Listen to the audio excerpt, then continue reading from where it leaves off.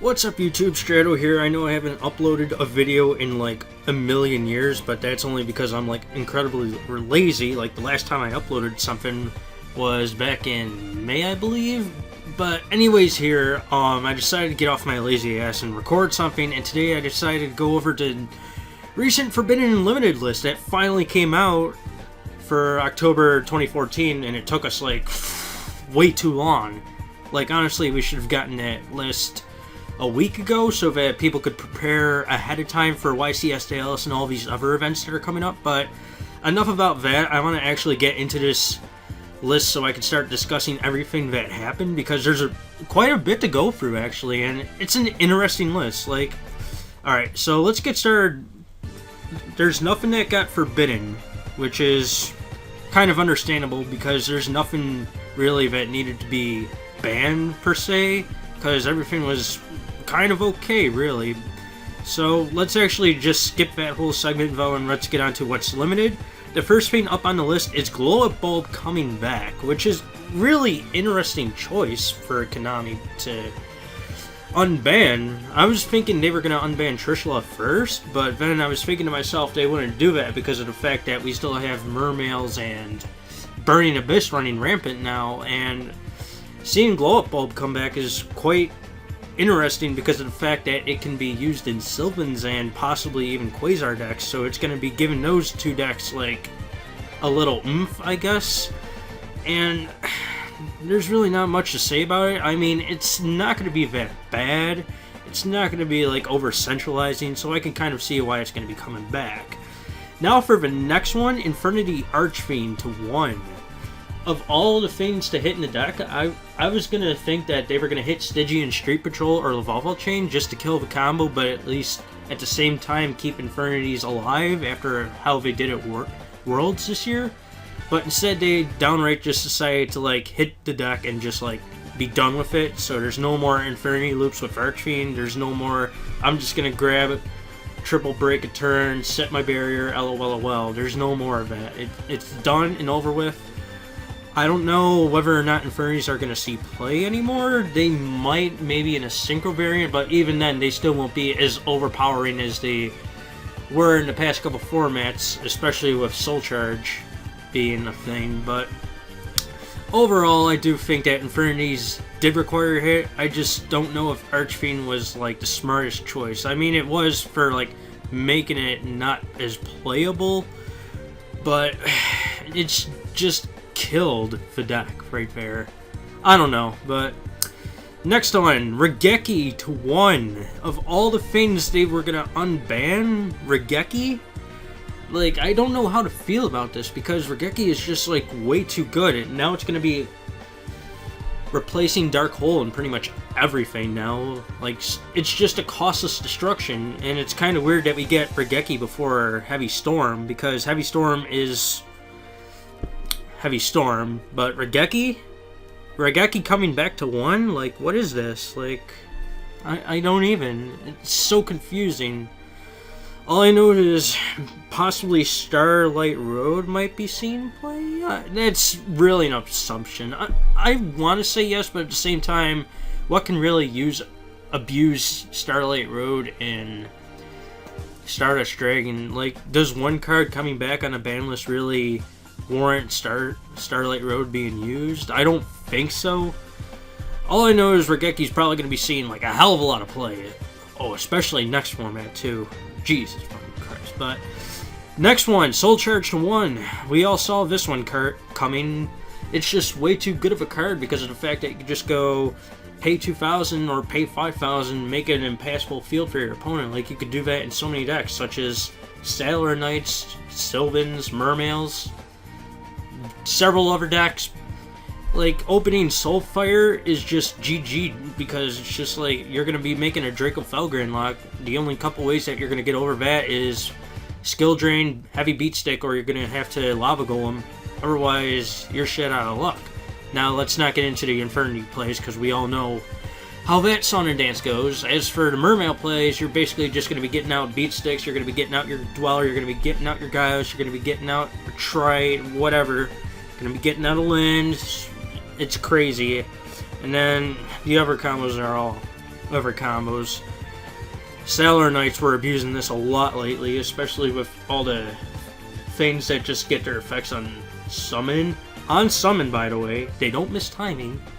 It's just too good. It needed to get hit. And I'm glad it finally got hit. Next one is Super Poly to 1. I'm very glad that this happened. Like a couple days ago before this Banlist came out, I was saying Super Poly's going to get hit to 1. Super Poly's going to get hit to 1. The reason being is the fact that it's one of the few cards in the game that can't be responded to whatsoever. There are cards out there that can be like Night Beam, for example. If you target a card, that can't be activated in response. However, you can activate another card in response, then activate a targeted card in response to that card. However, Super Poly just says, no, you're not activating anything whatsoever. You can't negate the summon. None of that. It's just way too good at free. And the fact that it was just like...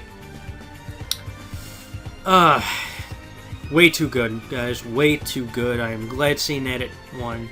But that's all I gotta say about the limited list. I know I didn't, really explain my thought processes that well, because this is just, on the spot. I'm just going with it, but whatever. So, on to the semi-limited cards now.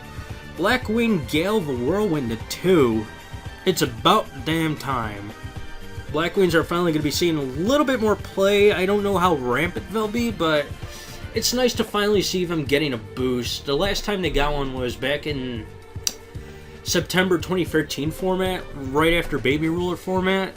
They did fairly well at YCS Toronto, but after that they didn't see any play, which is quite a shame because Blackwings are a very popular deck and they're very fun. So seeing Gale coming back to 2 will... maybe they'll see a little bit more play again.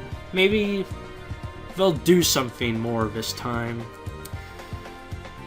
Only time will tell, I guess, for them. Next up, Gores the Emissary of Darkness to 2. I don't know how to feel about this one. I mean, the OCG had this at 2 for quite a while now. I can kind of understand Gores coming back. It's pretty good, especially in a format that's kind of spammy, I guess. It gives you a line of defense. I really don't know what's going to be able to abuse this, though. It's... like I said, it's just never one of those things that only time will tell. There's really not a whole lot I can say about Gores. Next up, we have Ceasefire to 2. Oh, great. Chain Burn. Just got another boost. Luckily, I am actually building the deck IRL right now. Ceasefire is going to be too good. Next up, Transmigration Prophecy to 2.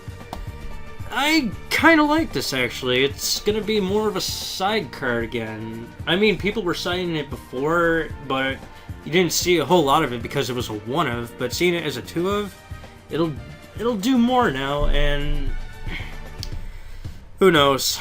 It's interesting, though. Then, let's go to the unlimited list. There's quite a bit to talk about here. The main thing being Cult Soldier Wolfbark to free. That's right, it went from 1 to 3. So Fire Fist are alive and well once again. Our +1 Fire Fist is going to be as crazy as they were back in January. Probably not, because of the fact that we have Shadows running around and all that, but they're still going to be a very good anti-meta option per se. Wolfbark's pretty good though. I don't think it should have went straight back to 3. I still think it should have stayed at 2. Or maybe keep him at 1 and then bring back Spirit to 2 or 3. But we'll see what happens with that. I just don't like the fact that Wolfbark is kind of searchable, so that kind of makes Fire Fist a little bit too good. Just a little. Not a whole lot, but skipping that section, we're going to go on to what's next, which is Magician of Faith to 3. There's really not a whole lot to say about this because of the fact it's Magician of Faith. It really hasn't been doing anything at all, so it's kind of easy to see why I can just go back straight to 3, especially considering the fact that it's just too slow nowadays. Nobody can abuse it. It's perfectly fine. Next up, Formula Synchron to 3. It's really not going to do a whole lot. It's just going to be actually, I really don't expect it to do anything or change the way the meta is. Because most of the time you can't even fit room for triple Formula Synchron. You got so many other synchros that you need to worry about putting in the deck, and Quasar and whatever you're using Formula Synchron in, but that's Formula Synchron now. Next up, which is the last one on the list, Reinforcement of the Army, which brings me to my main discussion for this list, other than what I previously mentioned. I don't believe this should have went to 3, nor should it have been gone from 1 to 2. Sailor Knights just don't need the added consistency. I can kind of understand it coming back to 3, considering Soul Charge recently got hit to 1, so that kind of like balances out what happened for Sailor Knight deck in general. But the fact that they now have roughly 6 searchers now, I want to say, kinda OP there. Yeah, they really didn't need the consistency, especially considering how consistent they are already. And it's gonna be dumb, but it gives other warrior decks a little oomph, and that'll make them semi-decent now. Like, for example, X-Sabers, I guess. They'll see a little bit more play, but they still won't be as, like, relevant in the meta as Sailor Knights will. But that's the list. It's kind of interesting. Compared to the other ones, I really didn't like this one that much. There could have been a couple other things that could have been changed. One thing I wanted that should have gotten hit was Anti-Spell Fragrance, because of the fact that it kind of stops Pendulum monsters and all that good shit. And I don't think Konami wants that interfering with them making money off of Pendulums.